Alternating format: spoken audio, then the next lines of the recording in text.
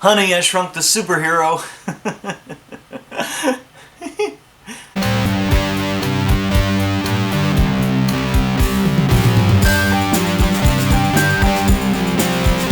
This was just neat. Ant-Man! Ant-Man is directed by Peyton Reed and stars Paul Rudd, Michael Douglas, Evangeline Lilly, and is the next induction into the MCU, which is the Marvel Cinematic Universe. And a lot of people kind of like, this isn't very interesting. A superhero that shrinks down, how great can that be? I was thinking that too, but I went in with high expectations because we had Paul Rudd and we had Michael Douglas, and originally it was going to be directed by Edgar Wright, and Edgar Wright is very famous among film geeks everywhere because he has a film signature. And what that is that when you're watching one of his films, you know you're watching one of his films. And Edgar Wright does a lot of quick cuts, a little quick editing that makes the film funny, not just relying on the jokes or the actors, but the director is actually a character in the film as well. A person I can attribute that to would be in the 80s with John Hughes, a big fan of his. Edgar Wright walked away because he didn't want the movie to be with the MCU. He wanted to be set aside on its own and not include little clues and things about the MCU in this in the film. And this film does that in a very good way, in a seamless way, and not a forced way like Age of Ultron. The Avengers Age of Ultron seemed to have a lot of forced things in there. They had to because of where it was, but it took away from the movie. In this film, the MCU Marvel stuff in it really worked, and I love how it's kind of like these chapters that we have building up with these different films. It's very entertaining to me. Some people are really tired of the superhero movies, but they're selling, so deal with it or just don't go to the theater. Ant-Man, okay, I want to say that the best thing about... Actually, I can't say what the best thing about this movie was. There was so many things that were great about this film. So let's start with the casting. Paul Rudd is fantastic, as always. He's funny, he's kind of the straight man with humor, and he does it so well. He has a lot of heart and a lot of just tenacity to pull off this role, and he always puts his all in what he does. And he was very, very good. Now, Michael Douglas. Michael Douglas in this film is, I would say, a revelation, but he's been around for too long to be a revelation. He's just so welcomed back, and he does great. He actually has this line in the movie where he says, "Yeah, I'm not dead yet." And it was kind of a wink to the audience because we haven't known. He was ill for a while, and we know he got better, but he hasn't been doing anything. I mean, the last thing was like Wall Street 2, and that didn't really do very well. So seeing him in a Marvel movie, it's like, oh my God, now Michael Douglas is doing Marvel movies? I mean, Robert Redford was in Winter Soldier, and he popped up in there, and he was good. But this... Michael Douglas, his character of Hank Pym, he's the former Ant-Man, and he's just too old to carry on the Ant-Man legacy, and he finds Paul Rudd, who fits the bill, and he makes him the next Ant-Man out of the guidance from Michael Douglas. And Michael Douglas becomes kind of the father to Paul Rudd that he never had. It's hard to say who the main character is in this film.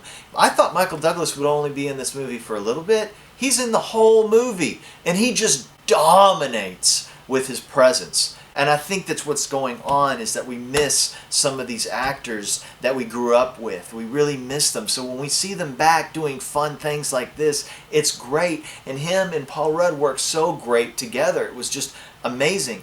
And the technology that we have today, where we're able to see like flashbacks of a character, of an actor that we grew up loving. We see a flashback of them looking like they did when we first found them, first loved them. And every time I see it, it's done with motion capture. They did it with Arnold Schwarzenegger in Terminator Genesis, and that was pretty good. And I've seen it in other films, but this has got to be hands down the best I've ever seen. And every time they do it, it gets better and better. Evangeline Lilly, is great in this movie. She's great at what she does. She is the estranged daughter of Michael Douglas, and the whole scenes together are really great. And it finds time. This movie's paced so well and written so well that it finds time to deal with all of these issues in a keeping with the tone. And why I brought up Edgar Wright before is because even though he walked away, they still credited him as being part of the story. He still came up with some of the story of the film, as well as credited as the screenplay. And Paul Rudd is credited in screenplay, so you know that he made up a lot of his own lines. But it was great to see Evangeline Lilly. I'm a big Lost fan, as you can see, so I'm glad to see Kate in a movie. The villain, Cross, he served his purpose. He was a good villain for what they needed him to be. He wasn't overblown villain, and it didn't take up too much of the movie. He was just an evil dude that just likes to sacrifice lambs. Literally, yeah. Michael Pena in this movie, he's so great. Everything he does in this film is hilarious. I was in stitches. You know, that's the difference, I think, between DC universe and the Marvel universe of film. DC tends to take their films very, very seriously. Not that Marvel doesn't, but very dramatically.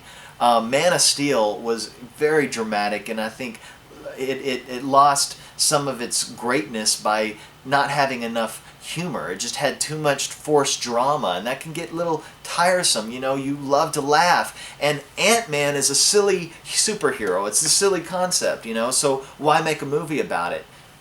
Go see this film and you'll understand why. Some films are shot with 3D conversion. That means they're just normal shot films, and they convert it for 3D to sell tickets as a gimmick. And it's not really something that is mandatory to be used in the film.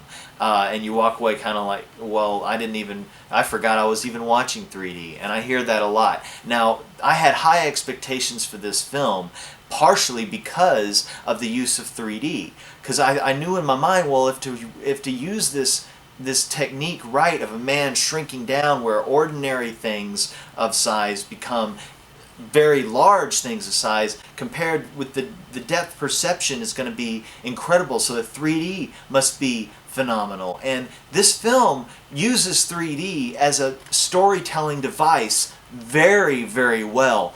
Go see it in 3D. They shouldn't even release it in 2D. I got to get a 3D Blu-ray player just to buy this movie on Blu-ray. My jaw dropped in some of these sequences in this film. And why is he called Ant-Man? Is it just because he's small? I've heard that question. No, he's called Ant-Man because he can control ants. It makes sense in the movie. It seems silly. It's hard to explain, but seeing the film, it completely makes sense, and it sold me. I don't really have anything negative to say about this film. The beginning is a little slow paced, but you're establishing character. That's very common for a lot of films. Paul Rudd's skill at improvisation has always been great, and you can tell some of this is just right off the cuff, and it really works. Michael Pena had me crying, laughing. He's so funny in this film. Evangeline Lilly, still really, really hot, and the woman can cry on camera. Oh my gosh. Thank you, Michael Douglas, for coming back and doing this film. He adds so much to this film, so much. So I really can't say anything else about it other than it's just fantastic. That's why I am giving Ant-Man an A for Ant-Man. I'm so excited about this film, I want to go see it again. I'm going to go see it again. So, hey, guys, these are my opinions. They're not set in stone, because what do I know? I got to go see the movie again, a second time.